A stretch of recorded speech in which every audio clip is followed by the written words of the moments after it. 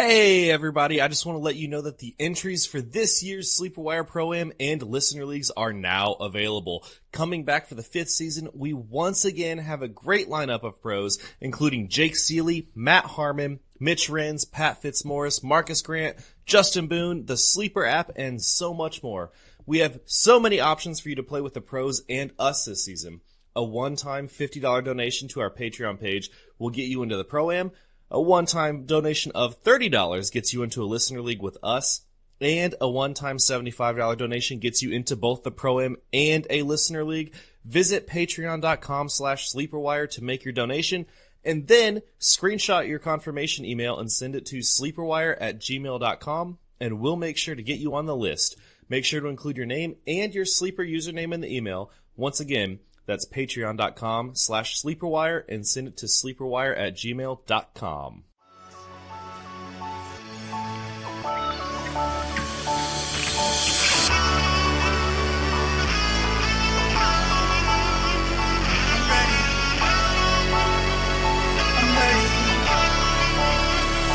I'm ready for us.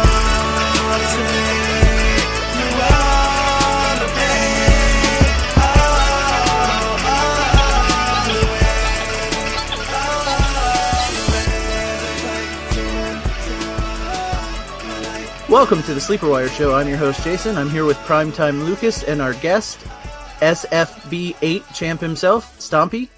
Guys, how you doing tonight? Doing well, and really excited to have last year's champion on here to talk a little bit of Scott Fishbowl. Yeah, what's going on, gentlemen? I really appreciate the invite and excited to talk about my repeat. I was going to say, it's always nice to have last year's champ on to talk with this year's champ. Hey, before we get started, Jason, are you actually recording? I am, but George, what are you doing on here? I decided to join. Oh, Jesus. Well, all right. You invited me. All right. So, adding to the show, me. adding to this. You said you wanted the SFB8 Champ on this year, so here I am. All right. Adding one more guest to the show. It's Sleeper Wire. Great Showtime. It's George. Hey, George. Hey, what's going on, gentlemen? That was such an climactic intro. Oh, it's George. it's just George. No, so if you don't know, George and I do, we have a separate show. It's a non-fantasy football based show, just kind of joking around. And I like to introduce George in the least exciting way possible every chance I get. I love it. He's trying to hold me down, but I don't let the man hold me down.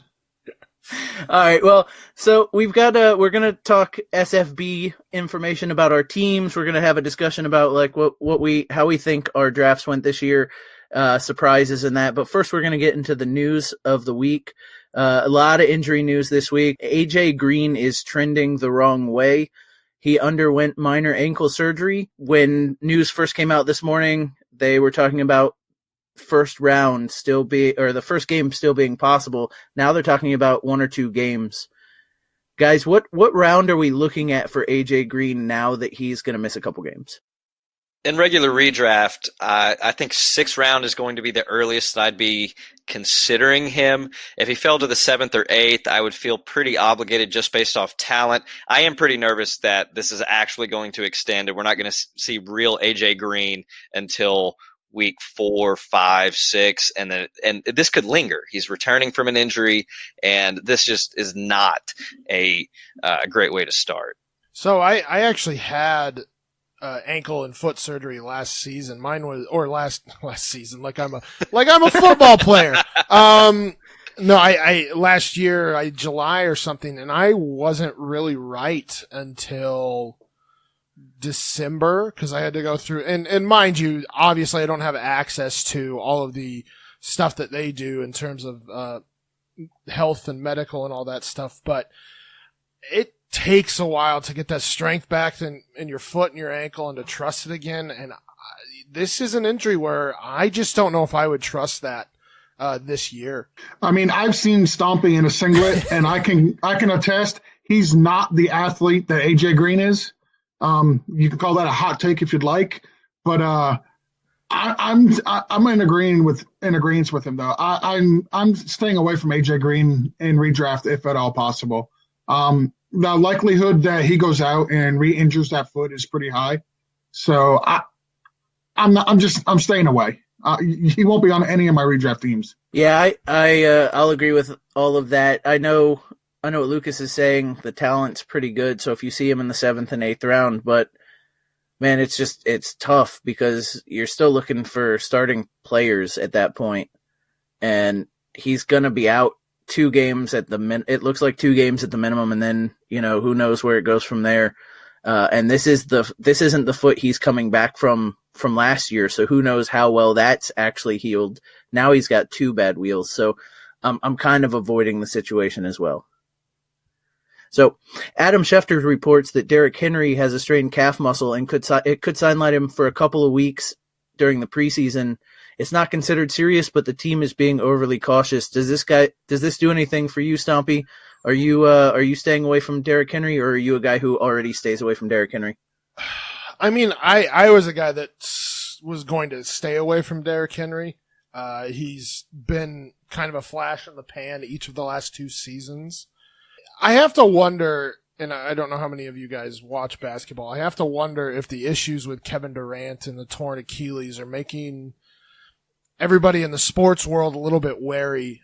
We see Andrew Luck with the same injury, and they're being overly cautious with it as well. And speaking of, that's the next note on here. But the other thing is, it's a soft tissue injury, and soft tissue injuries tend to linger if not taken care of. And I'm glad that they're doing the right thing and putting him in a walking boot and making sure it's taken care of. But it makes me extremely wary, and I would be willing to drop him. I mean, I would take him a couple rounds later. I think he's going in like the 3rd, maybe 4th right now. Maybe in the 5th, 6th I would take him, but soft tissue injuries, especially in preseason, are extremely scary for me. So we seen Derrick Henry struggle most of last year. He caught fire at the end of the year. I honestly believe he'll be okay. I think what the Titans plan on doing is running him into the ground this year and just saying goodbye at the end of the year. I think they're going to do the same thing to him that the Cowboys did to DeMarco Murray a few years back. Give him some ungodly amount of carries, ride him until they can't ride him anymore. I'm still drafting him. I have no problem taking him if I can get him a round or 2 later now, because people are concerned about him being in a walking boot. I'll take the discount, but I'm not shying away from drafting him. I think they're going to give him at least 325 carries this year, and I think he's going to be a solid play every week as long as he's able to run the ball. See, I just feel like this is the same old song and dance.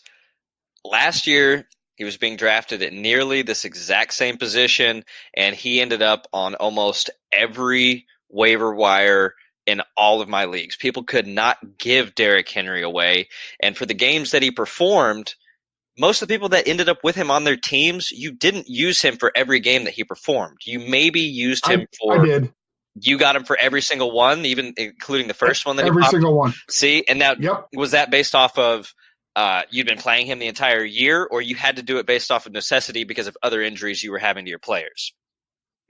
Necessity, but I did get to use him for every game that he popped off at the end of the year, and he did get me to the finals. See, so I mean, if you were able to do that, that's great, but most people weren't using him because they probably weren't in that exact same situation that you were, that you had to use him out of necessity. And most people that had him and drafted him throughout the year, you were scrounging, maybe you were lucky and you picked up Phillip Lindsay early, and so that you had him to play all year. But a lot of people that had Derrick Henry, you weren't happy that you had him. So to be taking him that early again, to me, there's a lot of running backs behind him that I would just rather have, or other players that I would rather just switch up the position. I agree, but I also think that the 4 of us are probably smarter with regards to well, I'm not going to talk for Jason. The 3 of us are a lot smarter than the average fantasy player. They're going to look at what he did last year, and they're going to buy right into it that he'll be able to do that again. So I think, a lot of people did play him every week, and I think a lot of people got to deep into the playoffs off of his end of the year performances. All right, so let's play a little quick game. And I just pulled up Fantasy Football Calculator where Derrick Henry's ADP is 24. So we'll play a quick game. You guys can all answer. Derrick Henry is now going behind Damian Williams. So who are you going to take, Damian Williams, Derrick Henry? What format? Let's say half-point PPR. I'm still taking Damian Williams. I'm not so worried about the hamstring issue yet. It's beforehand. So Damian for me. Yeah, if it's a level playing field, no injuries, nothing like that, I'd take Damian Williams. Well, and everything being equal, I mean, they're both soft tissue injuries, so it's like they're starting on the same footing for me. So I'm taking Damian Williams because I think he has the RB1 upside. Thank you, Stompy. I love it. All right, how about, let's see, going around him, Josh Jacobs. Josh Jacobs I'm taking Henry. is going after. That's tough for me. I'm not sold on Jacobs yet. I'm taking Henry all day. I know what Henry is. I think I'm gonna take the possibility of Jacobs. This is tough. I mean, with the cutting of Chris Warren, I don't really think it means that all that much, but I mean, it just kind of solidifies that Jacobs is the 3-down back there. And he's a good pass catcher. And I think I have to take Jacobs. I'm not happy about it. Yep. All right, and then one last one, and we'll get off Derrick Henry. Kerryon Johnson. Oh, it's Carry on all day. Yeah. Well, yeah, with the news of them cutting Riddick, I think it's outdated ADP. He's skyrocketing right now. They are within 2 picks of each other right now.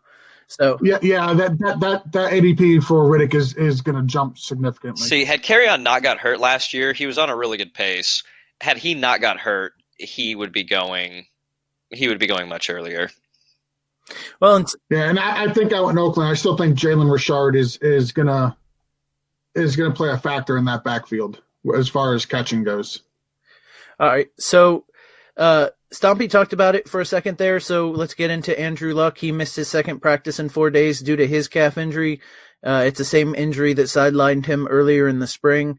How much do you guys buy this as just being cautious and, given the track record of them kind of hiding injuries with Andrew Luck and saying things are a lot less they say things are a lot less bad than they actually ended up being? Like, do you worry about Andrew Luck this season? I'm not worried, and they're so early right now that your quarterback, he's not really needing to get a ton of reps in right now. I know it helps for the other players to have him in there, but with us being where we are, if he's in any pain at all, why rush it? Why risk actually making it something worse than what it is? Yeah, I'm old enough to remember when Andrew Luck couldn't throw a regular NFL-sized football. So, yeah, this doesn't bother me at all. The nice thing about Andrew Luck is that now he doesn't really have to scramble all that much because of that offensive line. So that's right. I'm guessing he doesn't really need that calf anyway.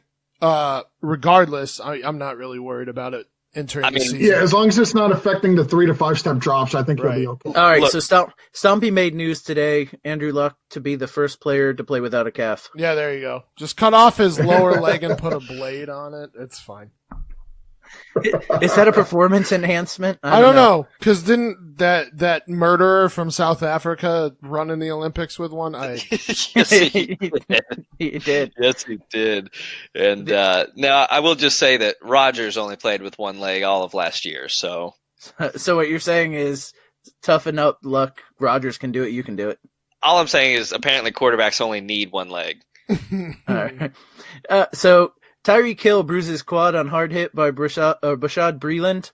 He should be fine, but has notable limp. So first of all, how much do you think the coach yelled at Bashad Breeland?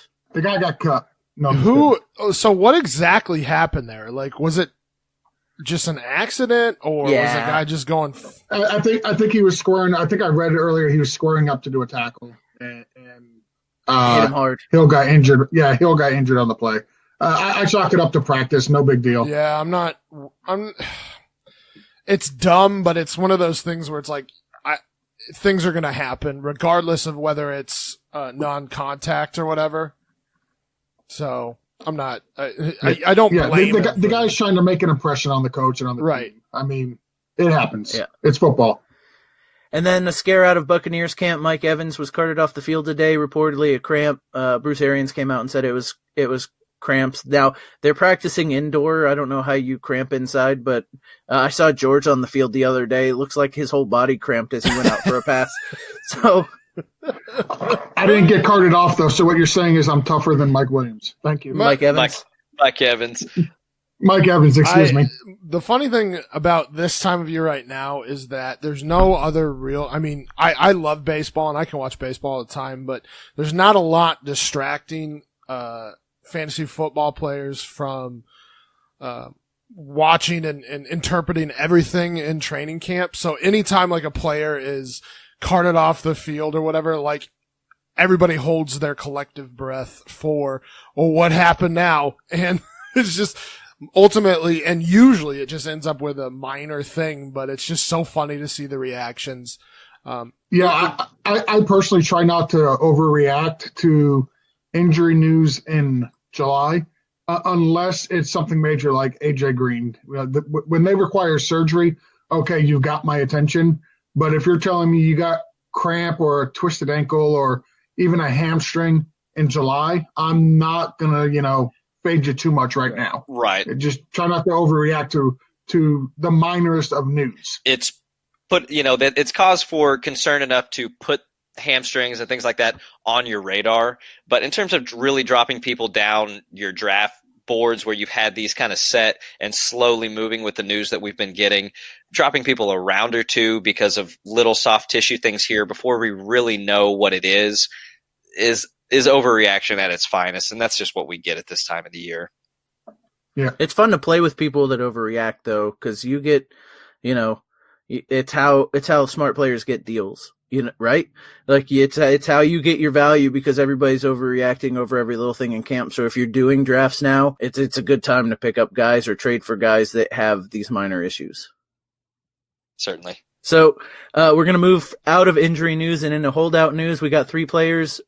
Melvin Gordon. So Phillip Rivers commented this week about Melvin Gordon's holdout. It certainly is a deep position for us, and those guys all love to play and work hard. We love Melvin, but we're going to go with what we've got.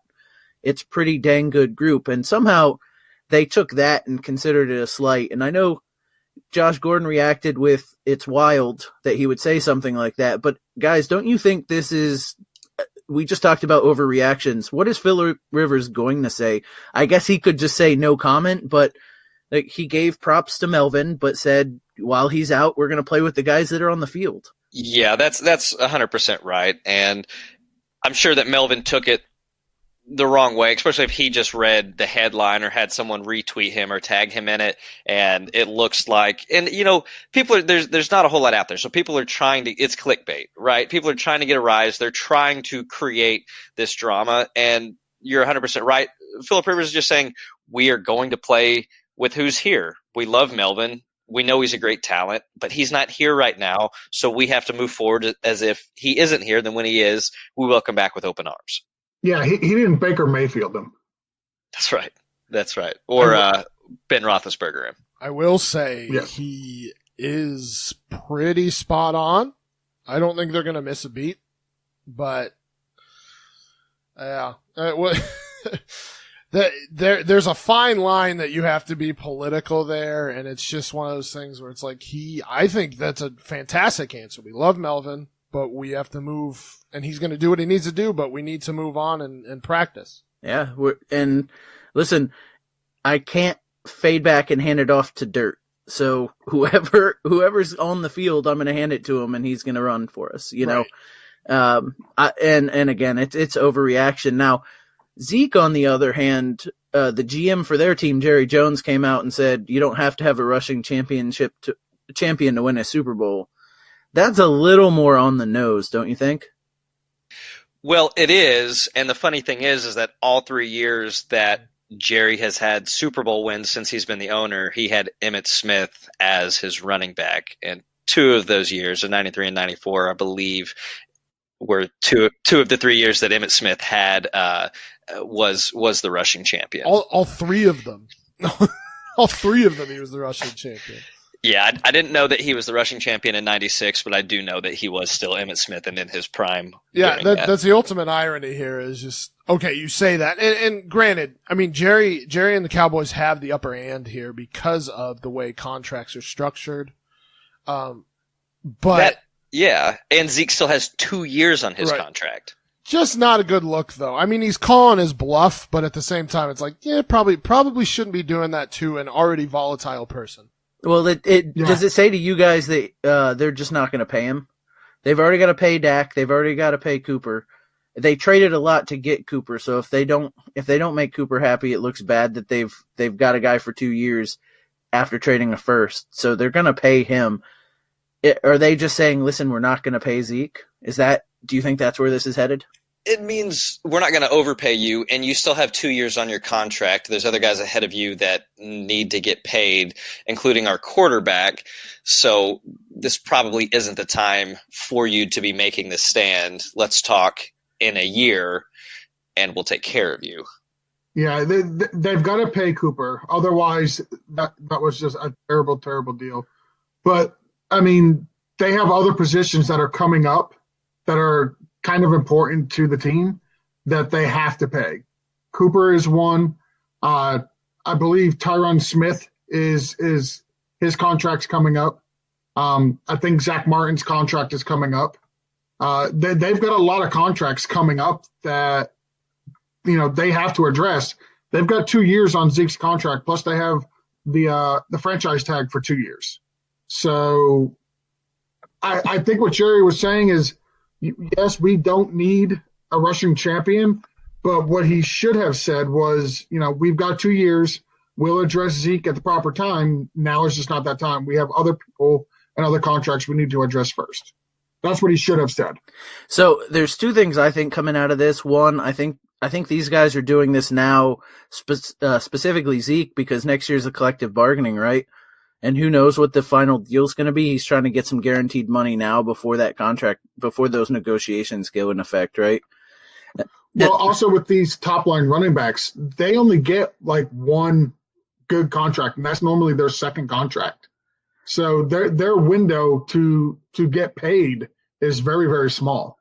So he's between the new collective bargaining agreement that's coming up. I mean, they could go on strike for a year. We don't know. So I get where Zeke's coming from, but he's going to have to wait his turn in Dallas. He's not up for 2 years. Yeah, and I think that's one way that Dallas could have sold this a little bit better is, hey, we've got guys that are up now. Like, why are you trying to jump the line? You know what I mean? Like, you don't think Dak's worth his money? We can't pay all three a huge contract right now. It could have been a way they went, but instead Jerry just said, "Nah, we don't need him." Yeah, Jerry's not one to let the players dictate how things are going to go. That's just never been his style. And with Zeke, if I'm the owner, I want you to prove to me that you're going to stay out of trouble, because every single year there's been something ongoing or something pending, and you have 2 years left on your contract.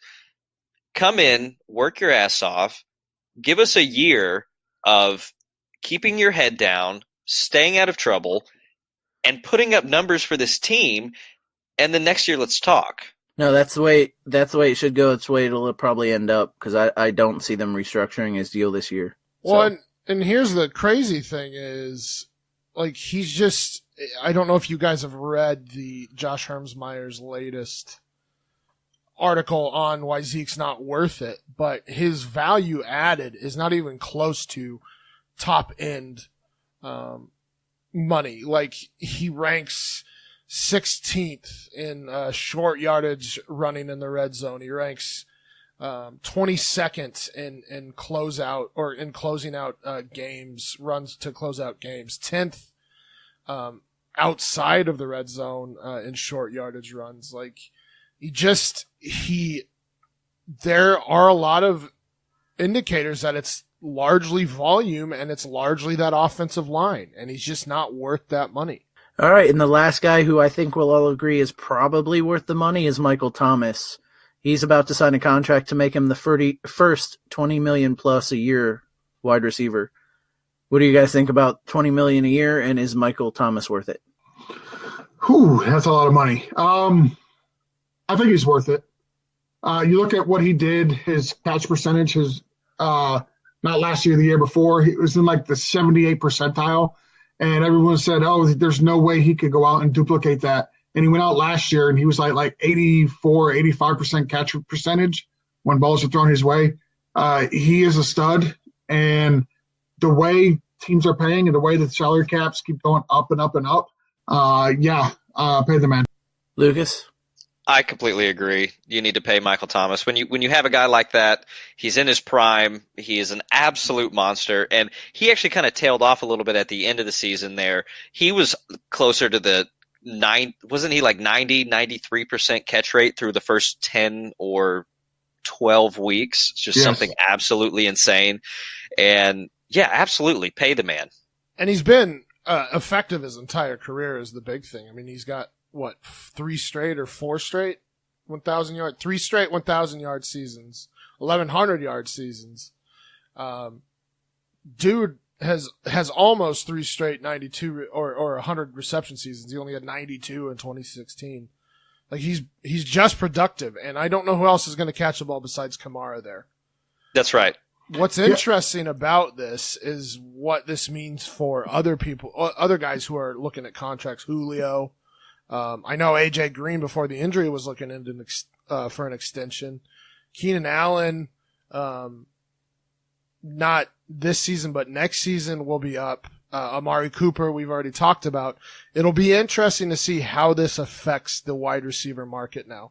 And Tyler Boyd just got signed for $10 million, which I think is an absolute steal in this market now. I agree with that, especially with AJ Green fading out, locking up Tyler Boyd for, was it the 3 or the 4 year deal? I forget if it was 3 or 4. But $10 million a year, which in out of context is a lot, but now that you look at it, you're getting, I mean, not nearly that production, but fantastic production at half the price. Right. And you have Mixon, and you have a few big running backs behind him. Rodney Anderson, if he can get healed up coming out of OU, that guy was an absolute monster. If he would have stayed healthy last year, he would have been probably the number 1 or number 2 back taken this year, in my opinion. But they have their skill positions. They need to get rid of Dalton and figure out what they're doing there. But having Boyd and having Mixon going forward, that's a pretty nice little duo. Yeah, and George touched on it a little, and we can get out of the news. But George touched on it a little bit. With the way salary caps are going up, it's not necessarily about the yearly number. It's about percentage against the cap. And the way the caps are going up, $20 million this year is what, $15 million was a couple years ago. So, the thing you have to look at is, it's a big number. It's the biggest number we've seen, but percentage against the cap, I bet you it's right in line with some of the other top wide receiver contracts. That, and if you look at what Michael Thomas has done, not only on the field, but off the field, he's not in the news at all. I mean, he's never in the news for anything negative. There's nothing more you could ask from the guy. So we are going to jump out of the news and get into our Scott Fishbowl discussion. And who better to start a Scott Fishbowl discussion with than Stompy? Stompy, why don't you tell us a little bit about how you like to make up your roster in Scott Fishbowl? Well, I mean, obviously depends on scoring and the like. The last few seasons it's been basically super flex tight end premium with some fun things thrown in there. This year it's 5 bonus points for, I believe, 50 yards. Is that correct? Every 50 yards every 50, passing. yep. Yeah, every 50 yards receiving and rushing. So everyone, if they hit 100 yards receiving, they get that bonus twice. Right. So the bonuses start to throw a wrench into things. Tight end premium. I believe it's a premium on not only receptions, but first downs as well. So Scott likes to throw some fun scoring in there, but I mean, I just went off last year, when I won it, and I had fantastic running backs. Last year I was able to get Kamara, CMC, Joe Mixon in 3 of the first 4 rounds, and then I picked up Phillip Lindsay for cheap. It had to be the final week before the regular season. I'm a Broncos fan, so I was kind of tapped into all that. So I had 4 legitimate starting running backs, and then when Joe Mixon went down, I actually had Gio Bernard behind him as well. So I decided to build it that way again, and I wanted to. I just went running back heavy early. I think it was 3 of my first 4 picks and 4 of my first 6 picks were running backs.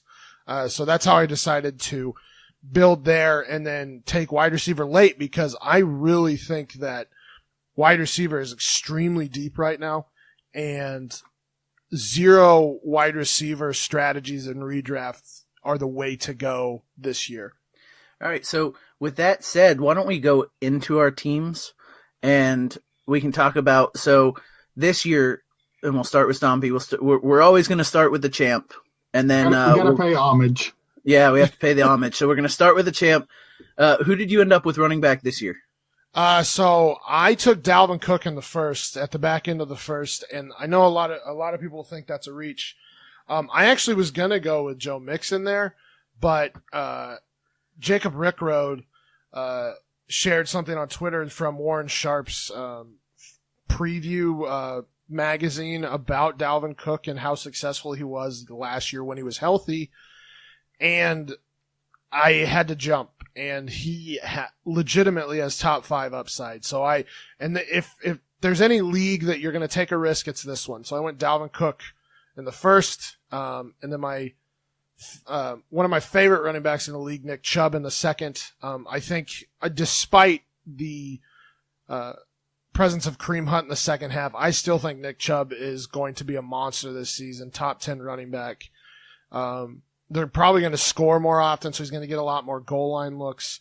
I get there's concern in terms of PPR, but I think Nick Chubb has like 1,500 yard upside in terms of on the ground. So, and I know that's a little bit hyperbolic, but you get what I'm talking about. Is he's just got that really high ceiling. And then I went with Devonta Freeman. Really like him. This year, I understand that there is injury risk, but he's still got wide receiver or running back 1 upside, especially with some new rebuilt line, playing indoors 13 out of 16 games next season, and then nobody really behind him to challenge him for touches. And then I went with Chris Carson in the 6th. Again, I think he is the best running back in Seattle. Whether it's a 50-50 split or not, they're still going to run a ton, and there's going to be plenty of touches there. And I think Chris Carson is going to be a phenomenal talent again this year if he stays healthy.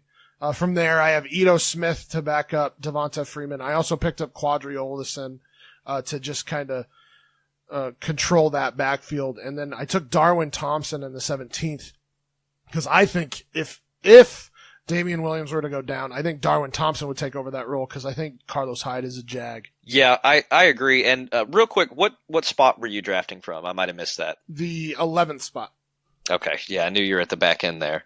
Sounds like we have a few similarities with draft strategy going on here. And one of the main things when I was going through the numbers, like we talked about, were the big 5 points per bonus really outweighs some of the tight end premium here. Yep.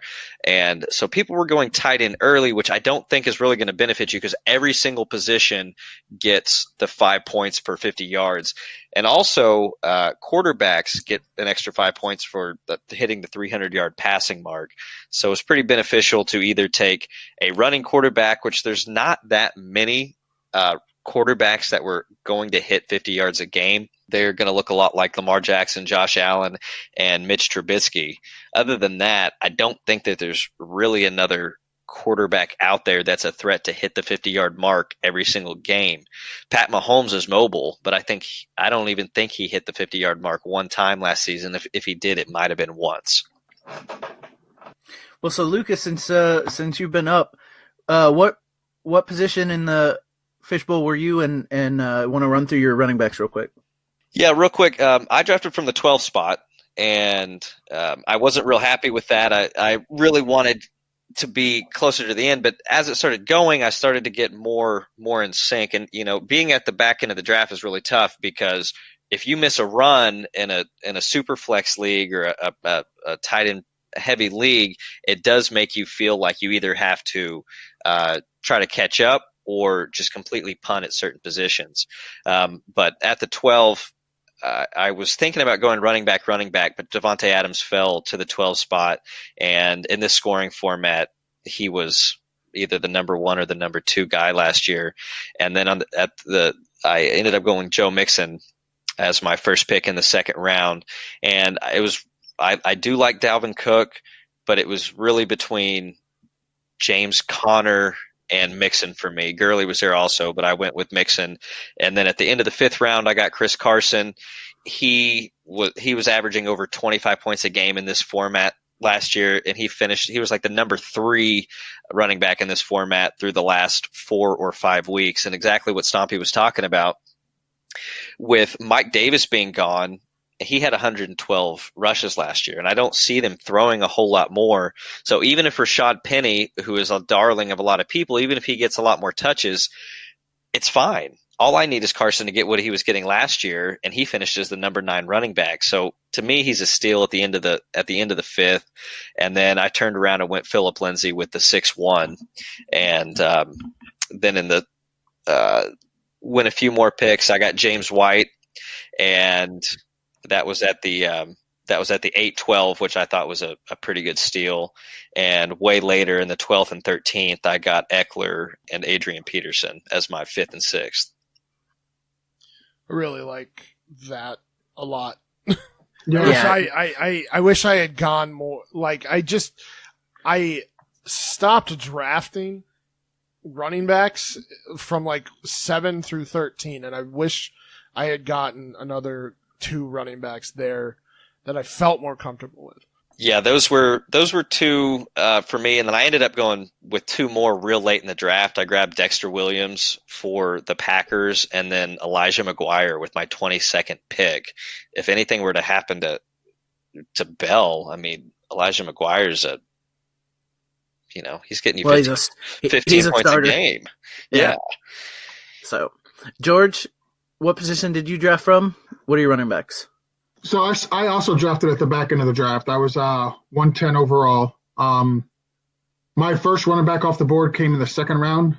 Todd Gurley was staring at me, and I basically went into the Scott Fish Bowl with the Dilla Gaff attitude. I'm going to take who I perceive to be the best player available, and I wanted guys with high upside. So in the 2nd round at 203, I took Todd Gurley. I didn't take another running back until the 5th round. I took Kenyon Drake from Miami. I figure at the time I thought he was the starting running back. I still feel like he will be. For sure, he's definitely going to be the pass catching back there, so I'm comfortable with that. And my only other starting running back, and I use starter in quotation marks, is Miles Sanders, and I took him a little bit later. But what I did do is I grabbed a bunch of backups late. Like I took C.J. Anderson, the backup, whoever's got carry on. If carry on should get injured, I think C.J. Anderson, not only will he have a role, but I think his role will obviously increase.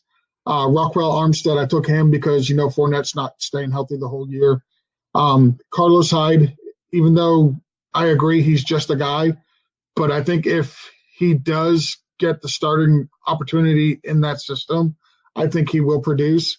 And I also took Dexter Williams from Green Bay late. And those are my running backs. I only got 7 of them, and I only viewed 3 as starters. Yeah, so I'm the oddball here. I got to pick from the front of the draft, so I picked at 102. So I was presented with an interesting choice right off the bat. I assumed Saquon Barkley was going to go off at 1. In my league, Zeke Elliott went 1. So I got presented.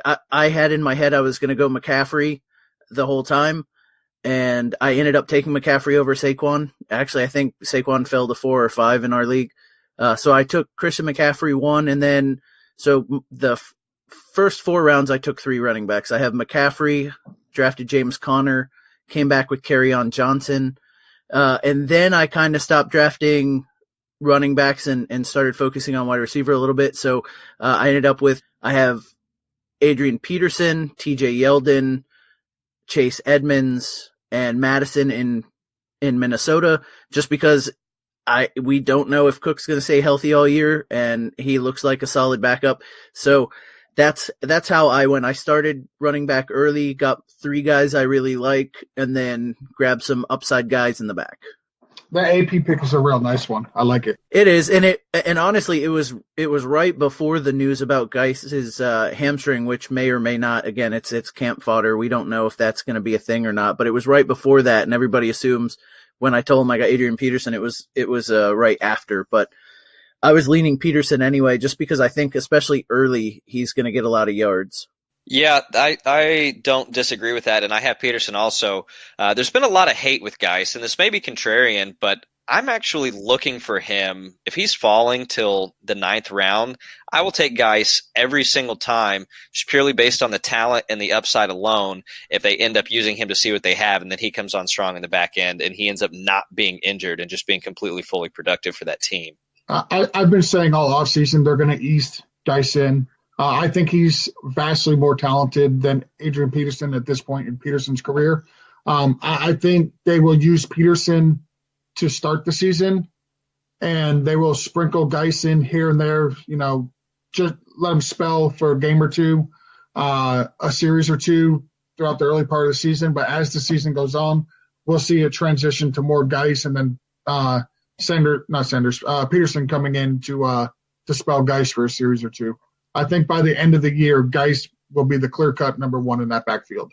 I think that hamstring injury came at a perfect time to drop his ADP, because if you guys look at past ACL injuries, most who are recovering generally suffer from some sort of soft tissue. Yes, compensation injury, and it's that's right. I mean, look at Dalvin Cook last year. I mean, as for the best example,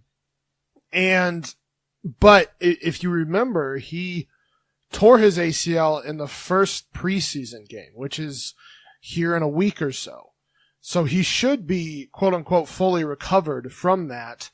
And this is just kind of par for the course. And I would expect that he may be eased in, like George says, but sooner rather than later, he's going to be the guy that gets the large volume of the carries there, and you will have gotten him at depressed prices this season because he had that hamstring injury, though it should not affect him because, like I said, he's coming up on that year anniversary of the injury, and usually it takes ACL tears about that long to get fully healthy. So I would expect him maybe even earlier in the season to be the dominant ball carrier there. I agree. So look for him. He could really be a value for you and a league winner. All right, Stompy, we're going to come back to you for wide receivers. I'm dying to hear what 0 wide receiver looks like. This AJ Green injury was a relatively perfect for me because my wide receiver 1 is Tyler Boyd. I got him in the 7th. So I'm not celebrating the injury, but I'm not hating the injury. Yep. Someone has a sports almanac from the future here. Right. I'm starting to see how you won last year. Listen, I am. Where we're going, we don't need roads. All right, sorry. And then Curtis Samuel is my wide receiver 2. The thing there is that he could, I mean, it'll be tough, but he could end up being the wide receiver 1 in Carolina this season. If not, you're still getting him at a lot lower prices than DJ Moore, and you could make an argument that they could have similar numbers. No, I'm coming around on Curtis Samuel quite a bit, but I also like DJ Moore, and they're both going at kind of what I consider value. And people forget that 2 years ago, Thielen and Diggs were both going in like the 7th and the 10th round. No one was looking at them. So there inevitably are going to be these breakout guys in that 7 to 12 range that we just aren't considering. And somebody on that team is going to catch the ball. And I'm not worried about Cam. Cam is in my top 8 QBs, and I think I had him at 6. Yeah, I think the problem for me with these guys, and listen, I like Samuel just because you're drafting him almost for free. You're not really paying much for him, so I like him where he's going. My problem with Cam is name the last fantasy relevant wide receiver in Carolina. Steve Smith. Right. Devin Funchess. What are you talking about? Devin Funchess was a top 24 back or wide receiver. Wide receiver. Okay, so one guy since Steve Smith. How Kelvin long is Benjamin. Steve Smith? Kelvin Benjamin was a fantasy. Was he top 24? Yeah, he was. Shit. His rookie year, he was pretty high. There were two seasons that he had. Yeah, I'm just saying. Like I get what we're saying here. I just didn't see enough from Moore last year that makes me super excited about him. I don't think he's going to be a top 24 guy. If I had to pick one of the two, I really like Samuel. Like I think you like Samuel more for the same reason I do. It's his ADP. Right, exactly. I've got this thing with Ron Rivera. I just don't like him as a coach. I think the offensive system that he runs is counterintuitive to the way the NFL is going. I think he'd much rather run the ball and do these short dump offs to Christian McCaffrey or Greg Olsen than to actually open up the offense. And for that reason alone, I fade the Carolina wide receivers. I will say, and let me look this up here, but Samuel, when he got back after the injury, which I believe was week 4 or 5, he was a top 36 wide receiver. Let me look this up real quick. Sorry. And to be fair to the rest of the league, he does get to play the Buccaneers twice. Sorry, so he was from week 4 through 17. He was the wide receiver 34, and mind you, this is coming off of a gruesome injury in his rookie season, where he likely may not have been completely healthy or completely back to normal last season until the middle of the season. So, I mean, if he's going to get more trust, and he's already put up wide receiver 3 numbers, wide receiver 2's within reach. Yeah, my issue, though, is he's only had 4 games with more than 7 targets all last year. You don't need more than 7 targets when you're efficient, George. Is Cam Newton efficient? No, he's not. He's not a good passer. That's fine. All right, so but I was going to say to go back, though, he had 8 games with 4 or fewer targets. So he was not heavily involved. His numbers are kind of inflated by 2 games where he had 11 targets against Tampa and 13 targets at Atlanta. Other than that, I mean, he just wasn't that involved. But we're also dealing with Cam that had a screwed up shoulder all last year. That is true. Again, I don't. It's not my biggest issue. Is not necessarily the players. It's more the coach and his refusal to open up the offense. Fair enough. So from there, I took Robbie Anderson as my wide receiver 3. Love it. He's obviously got a top 24 wide receiver season under his belt, 2017.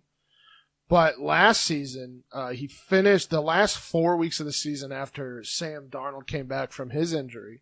Robbie Anderson was a wide receiver 6. Now, I don't think we can expect that from him and this Adam Gase offense, but wide receiver 2 numbers, I think, are very much in play here. And for him to go in the 10th round where I got him, that's pretty good value, return on value, especially as a wide receiver 35. And then this is one of my favorite picks of this draft because it's the earliest this player was taken, and it's Albert Wilson. I don't know if I can say I've been conducting that train, but I've been pretty close to the front of that train, for the last 2 seasons. And Albert Wilson, before he went down, he was the wide receiver 27 through the first 7 weeks. And there's just so many things to point to him being successful this year. The new coaching regime, the Patriots, Chad O'Shea, having been the wide receiver coach for 10 years under Josh McDaniels. we know that they emphasize tight end and the slot receiver there with Edelman and Wes Welker. Danny Amendola's gone, so he should get a significant portion of his snaps in the slot. Nobody really there that's a go-to. And then the quarterbacks actually have thrown to, and mind you, Josh Rosen only has that one season, but he threw to the slot receiver 24% of the time. Ryan Fitzpatrick has the highest target percentage to slot receivers since 2009. So from 2009 to 2018, he targets the slot receiver 26% of the time. So that means likely a larger volume of targets for Albert Wilson. He's extremely efficient, has been his entire career in terms of breaking tackles, in terms of yards after a catch. And I'm just so high on this dude this year. Okay, so I am going to say this. There's another quarterback who targets the slot nearly as much as that, and his name was Sam Bradford. And so I'm just worried that the Dolphins could be just as garbage as the Cardinals were last year, when I was really excited about Sam Bradford targeting the slot, and then that team just being complete garbage. My Dolphins are definitely going to be garbage this year, but how dare you besmirch the name of the Miami Dolphins? Well, and here's the thing, and it's not like Larry Fitzgerald. I mean, yes, Larry Fitzgerald was not great last year, but he still had 734 yards, 6 touchdowns. He's also being criminally underrated this year. People don't forget he didn't miss games, but he was playing through a hamstring issue that hit him in the preseason for like the first 6 or 7 weeks. Like the guy, he was hobbled. He also had Sam Bradford and Josh Rosen as his quarterbacks. What do you know? Josh Rosen. What's the common denominator here? I will say Mike McCoy, though, was an atrocious play caller last season, and that did Josh Rosen didn't help him whatsoever in terms of his development, and I don't know if we can apply that to the Miami Dolphins. And it looks like Fitzgerald is probably going to be the starter, at least for the first half of the season. So there are some differences. I'm not worried about it because, like I said, Albert Wilson has been one of the most efficient wide receivers in the game, especially the last 2 seasons. And he's going to get yards after catch. You just got to get him the ball. Yeah. Yep. I think on that one, we're talking about Fitzpatrick, right? Fitzpatrick's going to be the starter for the first half. Yep. Yeah. What did I say? Fitzgerald. We're talking about Cardinals and okay. Dolphins there. Damn it. That's The right. worst.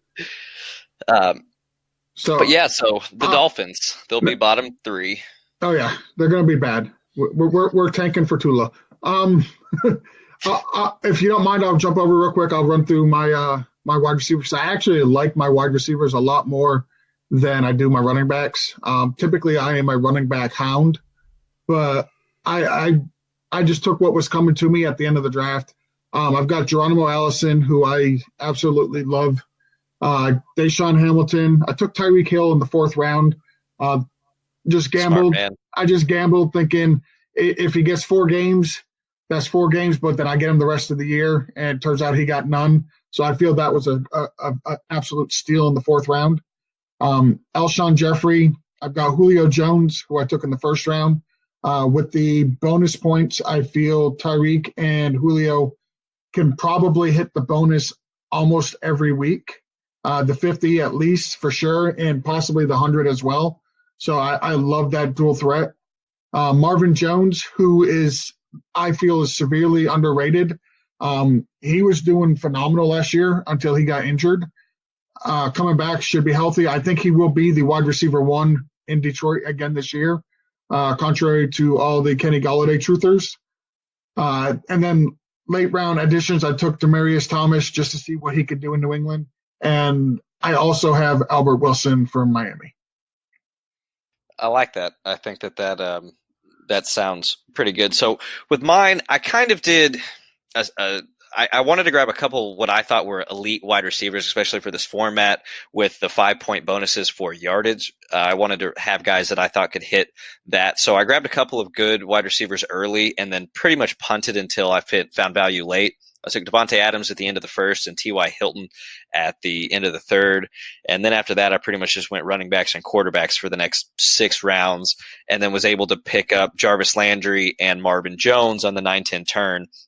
I think that we're going to see a huge bounce back in efficiency from Landry. His depth of target was way higher than what it's been any other year that he's played. It's not where he was comfortable. He is more comfortable catching the short passes over the middle and then getting yak yards with them. So I expect him to go back to more of that kind of role and then have OBJ over the top, which is going to be huge for Landry. He had 150 targets last year. I expect him to drop to around the 115, 120 mark. And that's not a ton of targets, but coming from Baker and being in a high-powered offense, I think that's going to lead to a lot of production. With Marvin Jones, again, same as what you just said. It's a true 1A, 1B. I don't know which one is which in that offense, but they're both going to get a ton of work, and Marvin Jones there in the 10th round after he finishes the wide receiver 7 2 years ago is just crazy to me. Then after that, I waited again and took another pair of wide receivers late at the 15-16 turn. Zay Jones was still there, and he's been getting a lot of great reports coming out of the Buffalo camp. A lot of people are talking about John Brown, but it's really going to be Zay Jones. He's a freak athlete. He's going to be a beast. And then I got Josh Gordon also. If he were to happen to play, that he'll be an every week starter. And then real late, I grabbed Josh Doxson, which he hasn't come to fruition yet, but maybe something happens there. All right, and I took the approach. My first 4 picks were not wide receivers, so in those middle rounds there, I ended up taking a handful. So my first wide receiver was Robert Woods. I think he's going to get yards. He's a steady wide receiver 1 there for me. Ended up with Mike Williams, Golden Tate, Alshon Jeffrey. I also got Marvin Jones. And then punted for a while and ended up with Deshaun Hamilton as well. And then at the very end of the draft, I took Jay Kumaro and Brashard Perryman just kind of as flyers. I love Kumaro. I love Jay Kumaro personally. I don't know how he sees the field. I agree. I don't see it. Well, so here's the thing. With injuries being what they are, and you never project injuries, but listen, I'm in the second to last round here. We're not picking from the best of the best, and I'm thinking, well, Aaron Rodgers talked up Allison last year, and Allison, before he got injured, went out and played well, and he's been talking up Kumaro a bit this year, and I'm going to take a flyer on a guy on a good offense. If he plays, awesome. If he doesn't, he gets dropped, and I'll look to pick somebody else up. But we're in the second to last round. I'm going to take a shot. Fair enough. So one of the things I didn't bring up, I got Anthony Miller in the 14th round as a wide receiver 54. That's amazing. Wild, because I was like, is he not? He's the wide receiver 2 on an extremely good offense. Yeah, it's going to be this. I think we're going to see the Chicago Bears really come into fruition. And Mitchell Trubisky is a guy that I passed on for Phillip Lindsay, and that was maybe my biggest regret. I don't know. I ended up with Rivers a couple rounds later. But Trubisky, I think, has a big year. And in this format, he's the guy who has a legitimate chance of hitting 50 yards rushing and 300 yards passing, or at least one or the other in every single game. All right. So it sounds like most of us didn't grab one of the top tier tight ends. And I think we all are kind of in agreement where the bonus points maybe or maybe not, like the bonus points don't really give you enough to maybe take one of those middle tier guys. So let's hear it, guys. Stompy, what did you end up with tight end? So, this might sound like a homer pick, but I'm really on Don't worry, it is. My first tight end was Noah Fant in the 12th. Reports haven't been great out of camp so far. Yeah, I know. And he's always had hands issues, I suppose. He's an athletic freak in an offense that really doesn't have a dominant pass catcher. We know Joe Flacco likes to throw 2 tight ends, and I think he poses matchup problems for basically all teams. And I get it. Like, there's risk, especially with rookie tight ends, and it's not, I mean, he's been struggling except for in the red zone, because once he gets in the red zone, apparently he catches everything. But before those came out, Noah Fant was my tight end one, or is my tight end one. I still feel okay about it. I think he will develop into I think he has a legitimate chance to be top 12 in his rookie season. That would be, that would be big if he's able to pull that off, because it's not something that people really tend to do.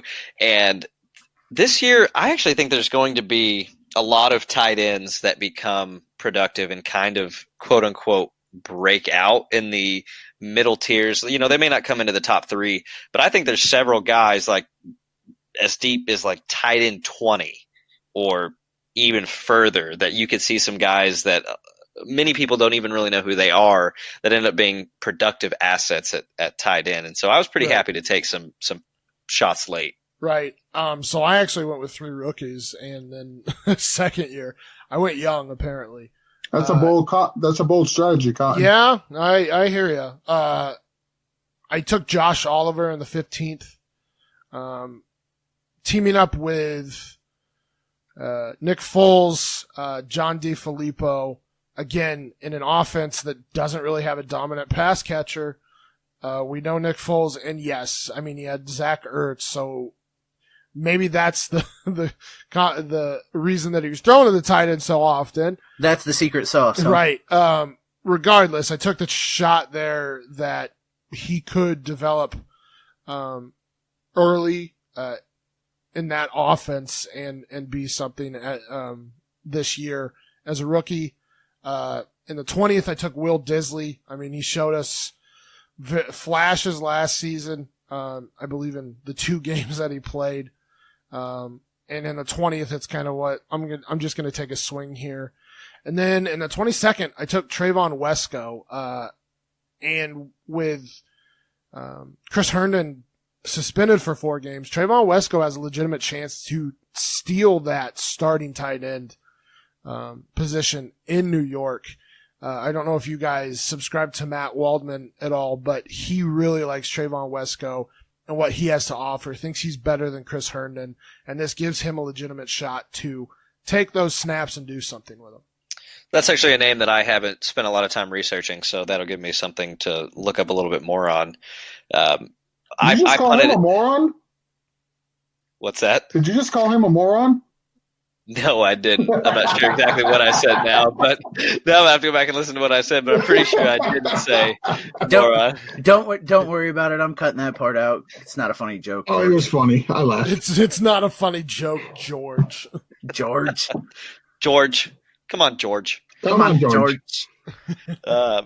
But so I punted tight end also. I didn't think there was enough of a premium there, and so unless I had one of the guys drop to me that I really liked in the middle rounds, I wasn't going to do it, and I didn't. So I took Jimmy Graham in the back end of the 11th. I actually really liked Jimmy this year. He was hitting 50 yards, in this format matters, right? So we're talking about the bonuses.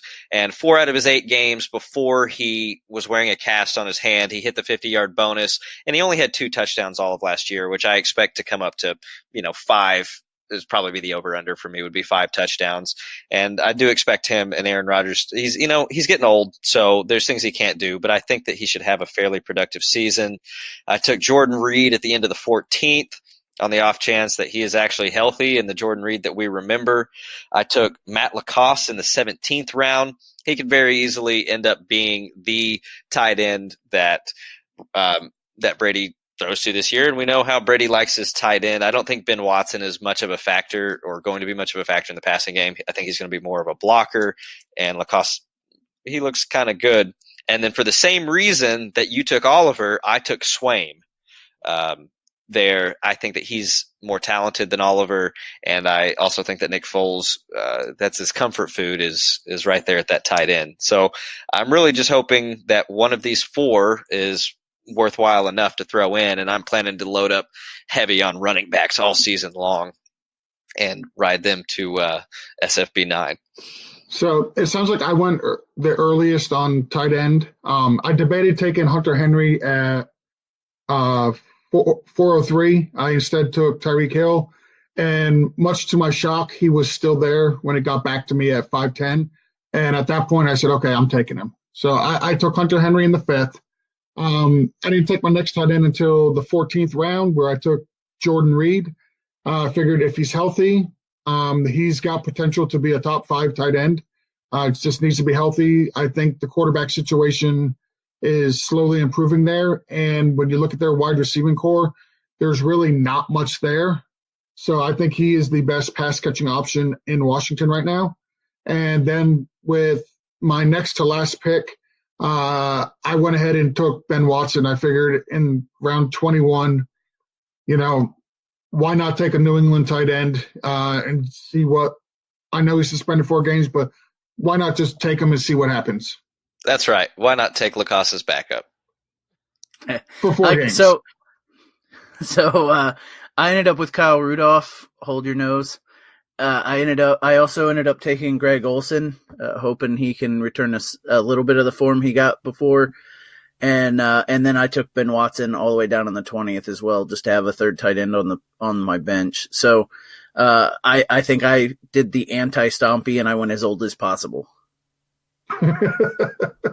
I was hoping you said you got Ian Thomas to back up Greg Olsen, because I don't know if Greg Olsen's foot is going to stay on his body for very much longer. It was part of the plan, but I got sniped. Ugh. So this draft, more than anything, I got so angry how many times I got sniped. I was just like, what is going on? Same here. Did your guys' leagues have any big runs? Because leading up, you heard, you got to watch the runs. You got to watch the runs. In my league, legit, we had no runs. Even people weren't even reaching for quarterbacks. Quarterbacks didn't start going until round 5, round 6 is when you start to see, people starting to draft their first quarterbacks. There was no super runs at all where you see 4 or 5 players in a row go. See, I was going to hit on this, and we didn't really have any big runs. We had a couple little runs throughout, and one of them was quarterback. So Pat Mahomes went at 1-8. We didn't have the next one till 2-11 when Watson was taken. Then Luck was taken at 3-11, and I took Rodgers at the 4-1. So after Luck and Rodgers, there was a big run for the rest of the 4th and 5th round. There was 8, 9, 10 quarterbacks that went off. So that was the only run that happened, and I was happy to be on the front side of it and get Rodgers.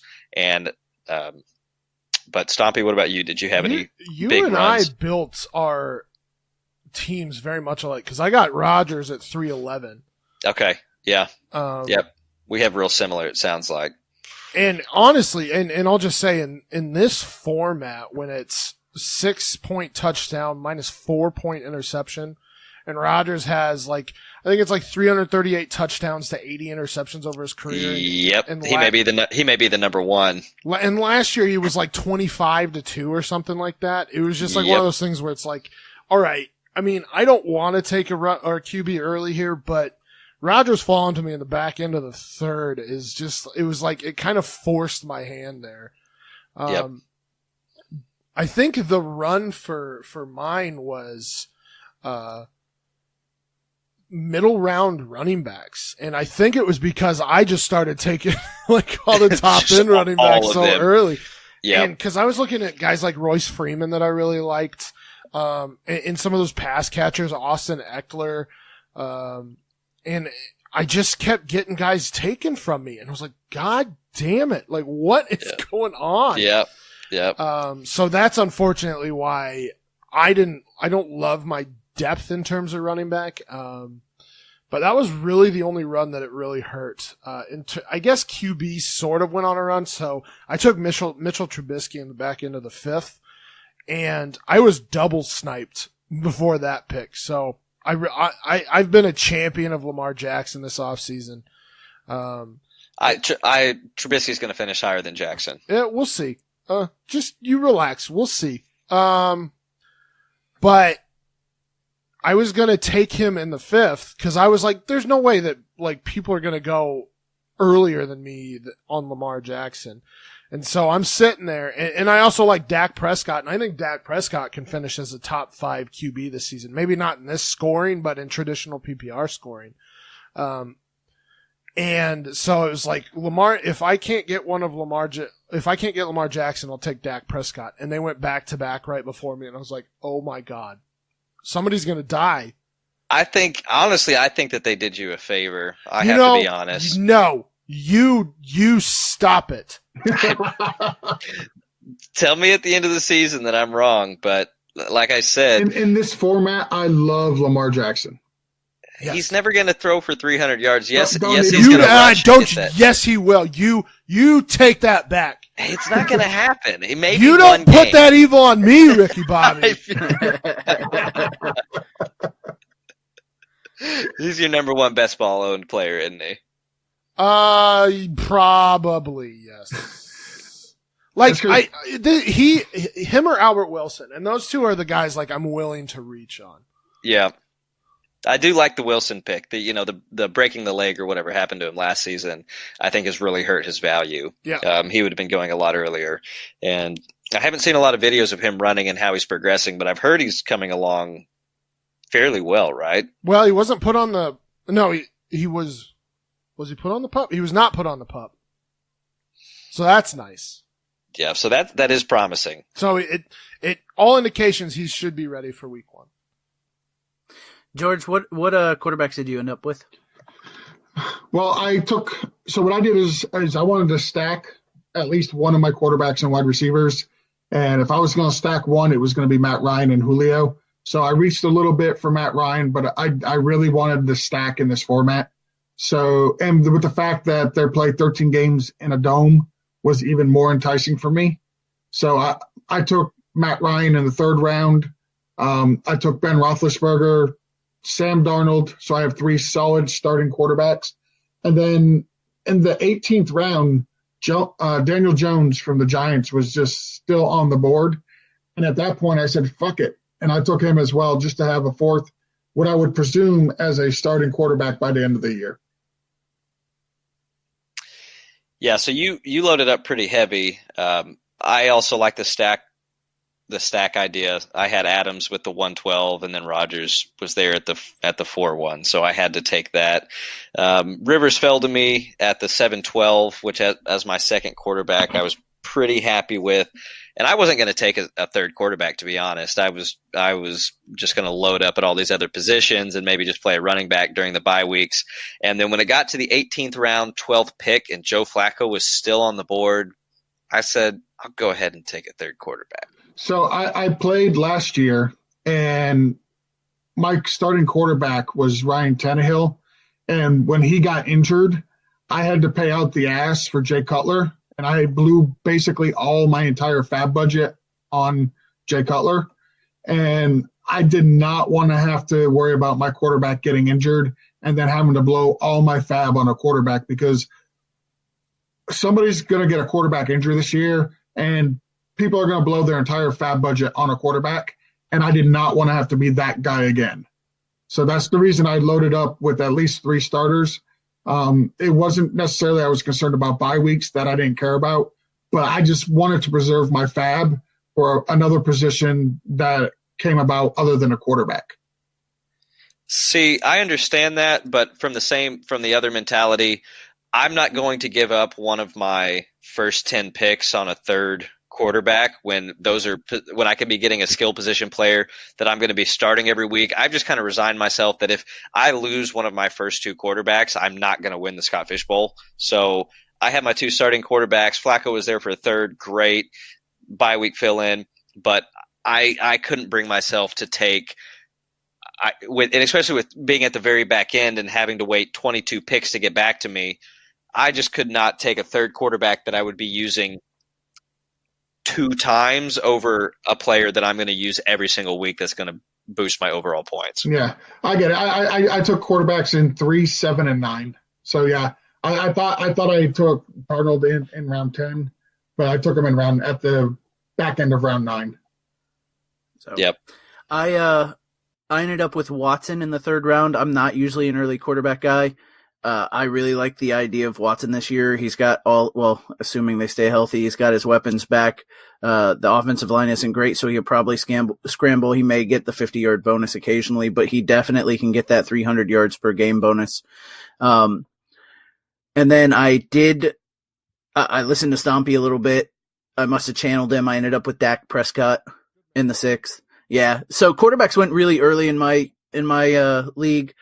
And we're talking about runs, and it looks like 14 went off between round 6 and 7. Yeah, between round 6 and 7, 14 quarterbacks went off the board. So I knew I had to get my second guy pretty early.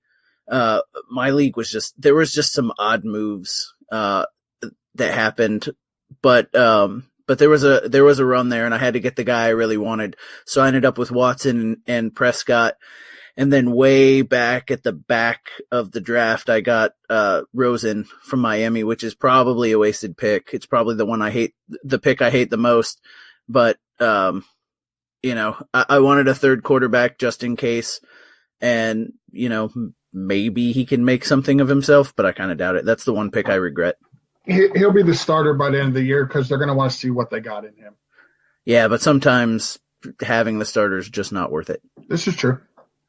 So, all right. So we've kind of gone over all the positions here, and I just gave the player that I regret taking. So, we'll go in reverse order from not the champ to the champ. George, go ahead. Who is your biggest regret? So I actually like my team. I think it's a solid all-around team. If I would have done anything different, I think I might have taken another wide receiver instead of taking the tight end. Instead of Hunter Henry in the 5th, I think I would have taken another running back. Looking to see who came after I drafted Hunter Henry, there was Mark Ingram, Kenyon Drake, Philip Lindsay, Chris Carson, James White, Tevin Coleman. So there was still some good value left on the board at that point. So I think I would like my team a little bit better had I taken one more running back, which is typically how I draft anyway, is heavy with the running backs. So I think I'd be fine with Jordan Reed as my starting tight end and any of the Mark Ingrams,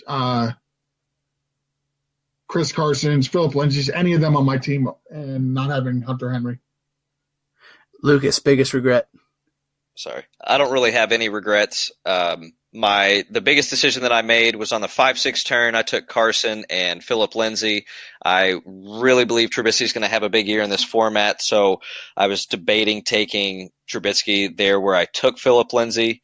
And I didn't know if any of the running backs I liked were going to be there at the 7-8 turn. At the 7-8 turn, James White was there, which is another guy I would have been targeting. So if you could have told me James White would have been there as my third running back, I probably would have went the other way. But Phillip Rivers was also there at the 7-8 turn, so I'm pretty happy with how that turned out. Stompy? I took Andy Dalton in the 8th as my third QB.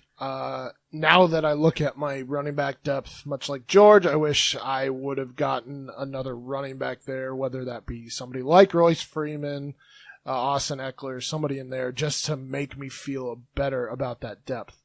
But I will say, even post AJ Green news, I do think that Andy Dalton is in for a big season under a new coach.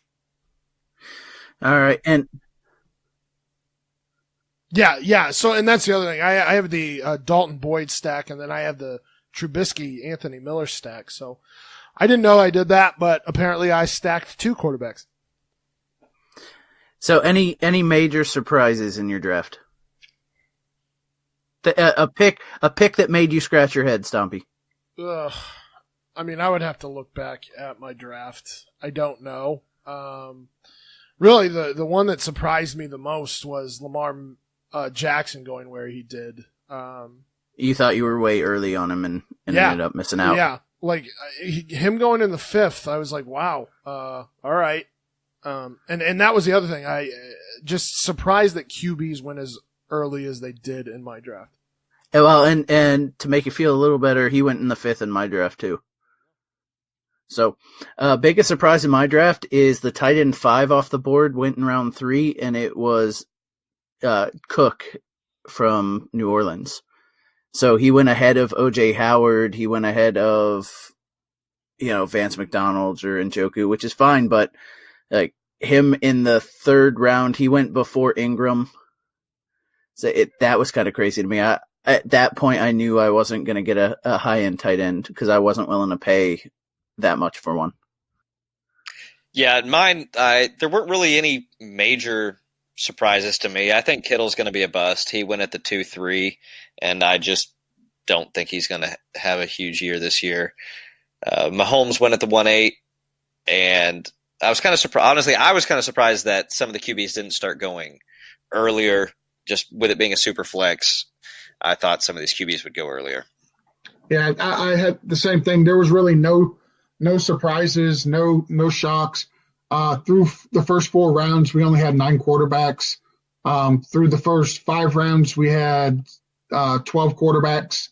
So there wasn't a whole lot of people reaching for quarterbacks, which really didn't depress any of the value in any of the other positions. We had Mahomes was the only one to go in the 1st round. Bob Harris took Andrew Luck in the 2nd. Those were the only 2 quarterbacks through the first 2 rounds. The top 3 tight ends were gone by the end of the 2nd. It's just typically what you would see in a super flex draft with people who know what they're doing.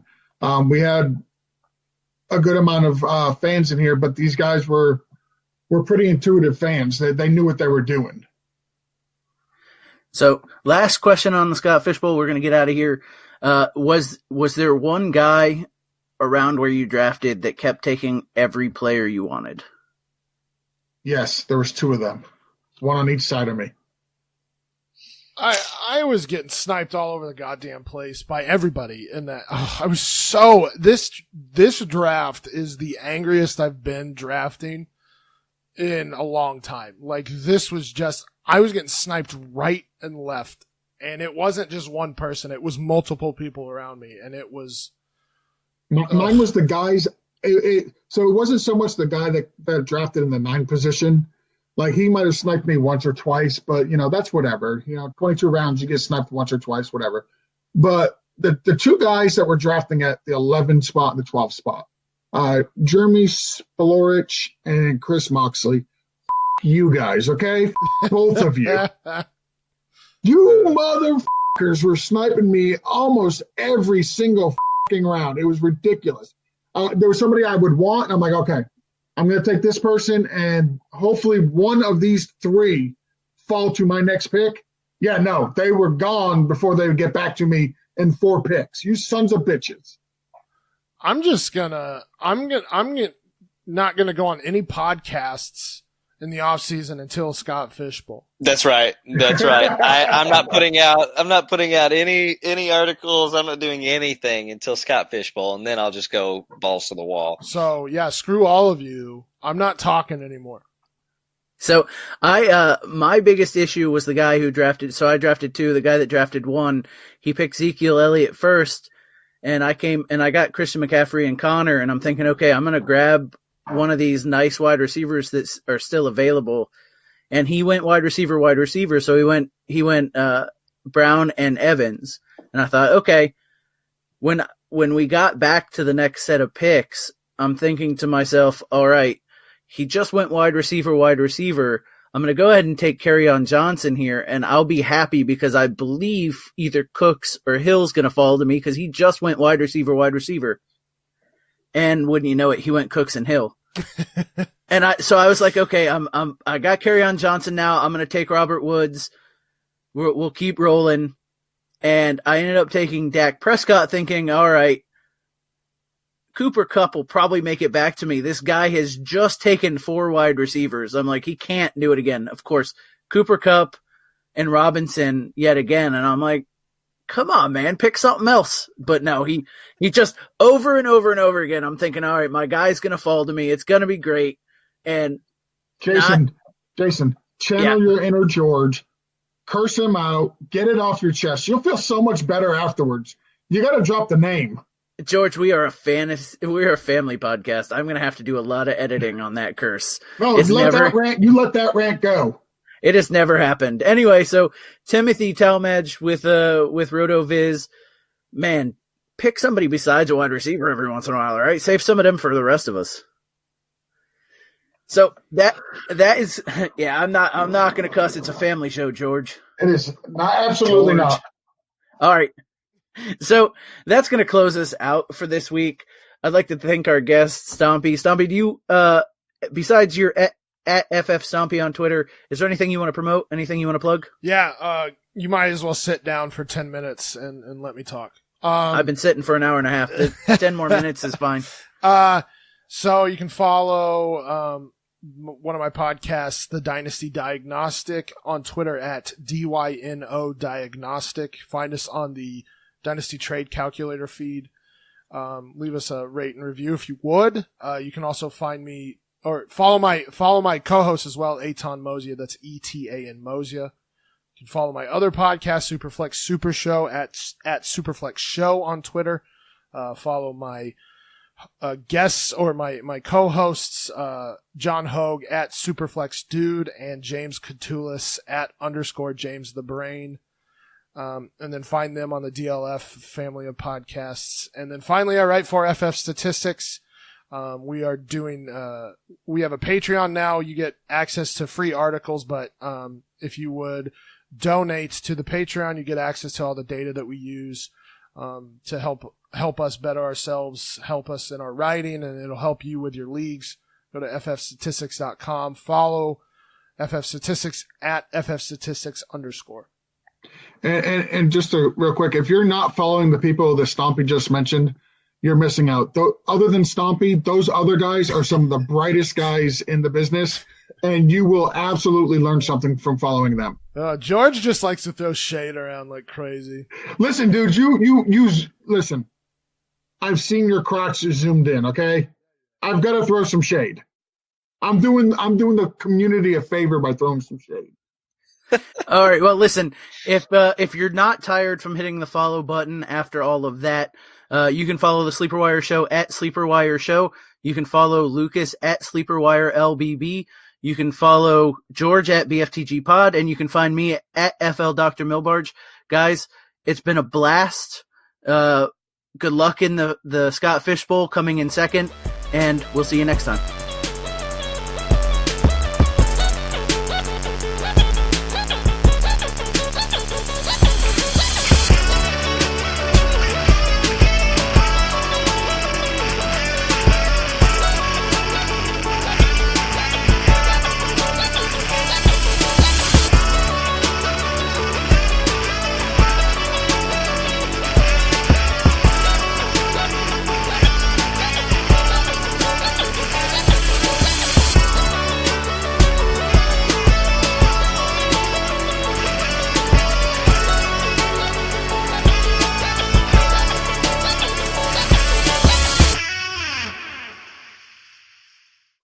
You guys, okay? Both of you.